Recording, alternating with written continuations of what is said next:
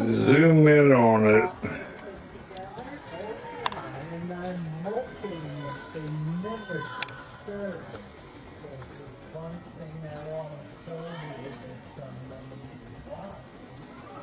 Quite remarkable.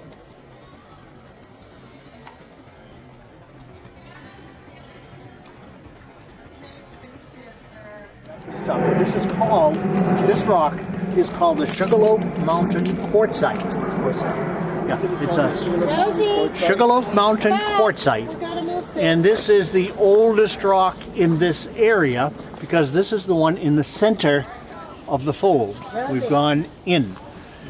It's the lowest rock, even though we're at the highest point. And these right here are current ripples. If you remember, I lectured about current ripples and wave ripples. Yeah, current goes like... Yeah. This one shows that the current moved in this direction. If you turned this over, you couldn't tell whether it was upside down or right side up. But looking at, if this is right side up, then the current was moving in that direction. And this is shallow. This was shallow water. There are some wave ripples here too, not very good ones, but this was shallow water. Now, because that is pure quartz sandstone, that means that it's either been transported for a very long distance or it's been transported several different times. Because the only mineral that has survived is quartz. Even the minerals that are fairly stable, like feldspar or mica, they've all weathered away. The only thing that was left is quartz. So this is what's called a very mature sediment. It's been through the geologic mill either for a long time or many times, simply because quartz is the only thing left. See, this may well have been deposited as an impure sandstone 100 million years earlier, and then that impure sandstone gets eroded away, goes through another cycle of weathering. More of the feldspar and mica weathers away until only the quartz is left. So that's kind of rock it is. So if we go up this way, we'll get to see a little bit more. Oh, why wait? I can repeat it. These are actually the beds. These are very, very thick bedded sandstones. That's the original sedimentary beds. And the original sedimentary beds here are about horizontal. That's because we're right at the very top of the fold. And the beds were steep over there. You didn't get to see it. I didn't point it out to you. But if you would you have to cross the creek to see it. But these lines look like they're going this direction. But Dennis, those beds would be so hard. They're very hard, yes. Hardness 7 to be exact. But it looks to me like they're going on a little angle. Yeah, I don't know if that's original bedding or if that's a little quartz vein in the quartz. Okay, because it wouldn't stand out very much because it's quartz against quartz. Right. Now, if you look closely at some of this, like over here, there is actually a little bit of a vertical foliation. There are little tiny vertical cracks that run through this. That's produced by the pressure. It's called pressure solution. If you've got high pressure like this, any rock that gets caught in between tends to dissolve. If you put it under high pressure, it's slightly higher energy. It dissolves away and creates little vertical cracks all through here. Yeah, you can see them through here. Yeah. And that's axial plane foliation again. Except that in this quartz, it does not show up nearly as well as in the ones that make sheet silicates. Quartz is not a sheet silicate, so the axial plane foliation is obscure at best. Okay, let's go take a look at as I said, Sugarloaf Mountain is the highest point in the Maryland Piedmont. Down there, just to our west, is the Frederick Valley. It's underlain by limestone or slightly metamorphosed to a low-grade marble. Limestone would be best. Limestone is calcium carbonate, which is soluble in acid rain. It's also hardness 3. This is quartz, which is only very, very, very slightly soluble in anything, and its hardness 7. This whole area has been eroded down probably a couple of miles over the past few 100 million years. And if you erode it down, the part that's going to erode down the most is the soft material that's easily dissolved. That's the Frederick Valley. The part that's going to stand up the highest is the hard material that isn't soluble. That's the quartz of Sugarloaf Mountain. So that's why this mountain stands up the way it does. It's simply a matter of the properties of quartz. Now, the rock over there is limestone or low-grade marble, and beyond it on the other side is the Blue Ridge. Those rocks on the other side are largely Precambrian. The age of this rock here is really uncertain. It's supposed to be about 500 million years old. The reason for that, or the reasoning for that, is that if you go over to the Blue Ridge, there are rocks just like this that are associated with fossils. And the fossils say, more or less, 500 million years old. A little bit older than 500. And because those rocks look so similar to these rocks, you say, well, probably these are 500 million years old too. Except that over here, nobody's ever found a fossil.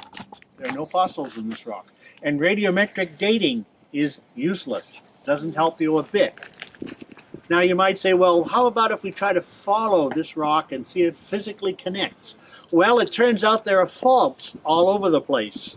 And they're separated from the rocks over there by probably 2 or 3 faults with many miles of motion along the fault. So you can't physically connect them. So the best you can do is make a guess and say that because the rocks are similar looking, we'll say that they're probably about the same age. And until somebody finds some fossils, who's going to prove you wrong? But do not put too much faith in that. One of my favorite examples comes from the Boston area, where there are 2 sedimentary basins full of sandstone and conglomerate, separated by about 4 miles of igneous rock in between. The rock in southern Massachusetts and Rhode Island has coal beds in it. Not very good coal. They used to say the only thing you couldn't do with Rhode Island coal was burn it. It's impure. It's not like good peat? coal. No, it's too high grade. Oh, we mean Some of it's gone to anthracite? graphite. Oh, graphite. Yeah, so there are graphite mines there too, where it's been pushed too much. Okay, and so you can get a good date on those rocks from the plant fossils. There are lots of plant fossils. No plant fossils have ever been found in the Boston Basin. There was a report of one, but it became lost, and nobody has seen it for 150 years. So nobody can really check it. But because the rocks look so similar, they said it must be part of the same basic unit. It turns out that there are some volcanic rocks interbedded with the rocks in the Boston area, and you can get a radiometric date on them. And it turns out they're about twice as old as the rocks in Rhode Island. So they are definitely not the same age at all, about 250 million years older, which nobody had even thought could be possible until they finally got some good evidence on it. So armed with that knowledge, I say they may be right in the age of this rock, but I'm not putting a great deal of faith in it. I can't prove them wrong, and there's probably a good chance that they're right. More likely right than not. But they were more likely right than not in Boston, too. So, take your choice. Now, as far as geological provinces go, this is the edge of the Piedmont province here. The base of those hills off in the distance is the beginning of the grid province. So we have crossed entirely the Piedmont province, because remember I said when we started out drive, we were crossing the fall line. That's the dividing line between the coastal plain and the Piedmont province. Now, bedrock, there's really no difference. The bedrock continues underneath the sediments of the coastal plain, but it gets buried deeper and deeper and deeper as you go on out until it's 8,000 feet under the surface at Ocean City and 10,000 feet below the surface if you go all the way down to Cape Hatteras. It's not that much, but you know, the Gulf Coast of Texas, it's over 20,000 feet there. So 8,000 really isn't that much. Anyway, there is the other side of the Piedmont province over there. And on our alternate field trip that I just started last year, we start here, on top of Sugarloaf Mountain, and work our way west across the Blue Ridge province to the Ridge and Valley province. On the third field trip, we start on the other side of the Blue Ridge. Actually, we start way out on the other side, almost in Allegheny County, and work our way east back to the Blue Ridge. So that pretty well covers the bedrock geology of that chunk of Massachusetts. The only things we miss... Massachusetts. Maryland, excuse me. The only thing we miss is the Plateau province in westernmost. I do have a field trip for that too. I ran it for a local bird club. And the coastal plain province, and I have a field trip for that too. I ran for the bird club. So it would be possible to put together 5 field trips, 5 days of field trip, that would cover the geology of the entire state. Jim Sneesick wants me to do it. Well, it would be an overnight Put them trip. together. It would be a day, at least a 3-day trip, long weekend We trip. might as well do it sometime. Yeah, and But we got to charge people for it. Oh yeah, yeah, and you'd stay overnight at Right. assorted places. Actually, you should talk to Road Scholar because they do exactly those kinds of trips. This is exactly the sort of thing that would be suitable for them. Yes. Right. So And you'd stay at the state, probably stay at state parks, like Rocky Gap. they love that. And I told him I would. I told him I would do that. We will put it together. Okay. Any questions? Now, one question that nobody has asked. Keep saying ask questions. Ask questions. One that nobody has asked.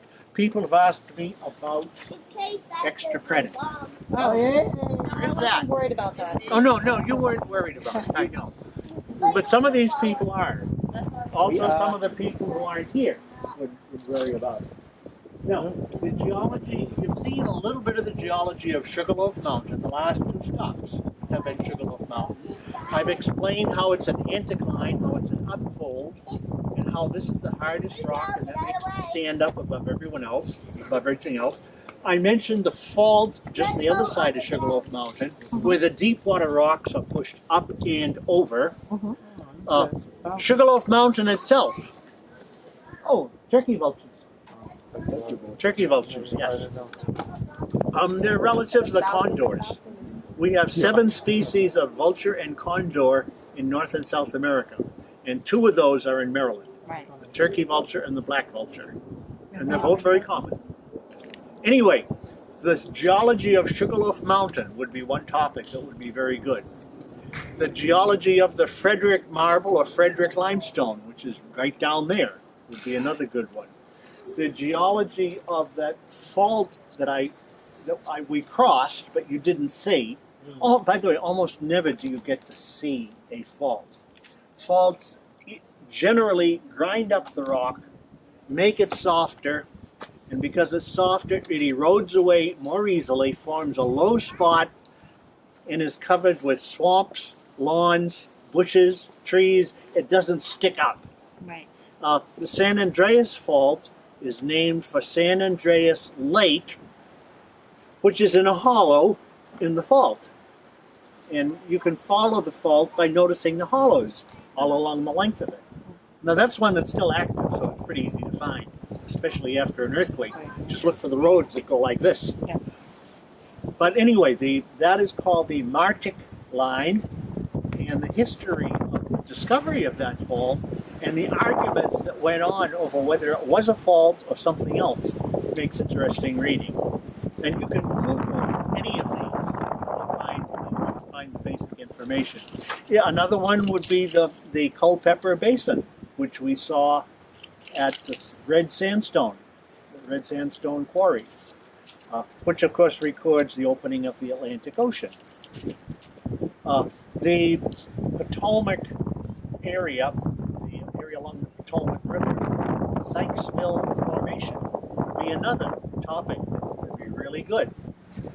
And how they got the ages of the sediments in the unit, how they got the upper possibility of the age, the lower possibility of the age.